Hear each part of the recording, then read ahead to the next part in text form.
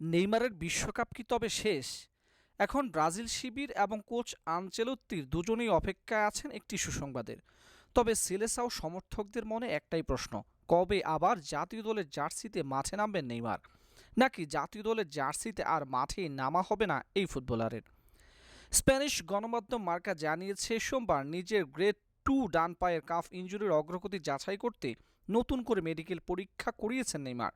সকালে পরীক্ষা শেষে তিনি জিমে ঘাম ঝরালেও এখনও পর্যন্ত দলের অনুশীলনে দেখা যায়নি তাকে। নেইমার গ্রুপ পর্বের ম্যাচগুলো অন্তত মিস করতে চলেছেন সেটা বলাই যায়। পরের দুই ম্যাচ 20 এবং 25শে জুন যথাক্রমে হাইতি এবং স্কটল্যান্ডের বিপক্ষেও খেলতে পারবেন না নেইমার। ক্যারিয়ারের শেষ বিশ্বকাপ খেলার অপেক্ষায় থাকা নেইমার দীর্ঘদিন ধরেই চোটের সঙ্গে লড়াই করছেন। 2023 সালের 17 অক্টোবর উরুগুয়ের বিপক্ষে বিশ্বকাপ বাছাই পর্বের ম্যাচে হাঁটুর এসিএল ও ম্যানিসকাস ছিঁড়ে যাওয়ার পর থেকে তিনি আর ব্রাজিলের সিনিয়র দলের হয়ে কোনো অফিসিয়াল ম্যাচ খেলেননি।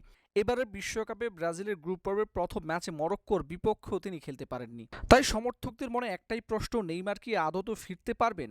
নেইমার কি এবার বিশ্বকাপ খেলবেন? আপাতত নেইমার গ্রুপ পর্বের কোনো ম্যাচ খেলছেন না, এটা মোটামুটি নিশ্চিত।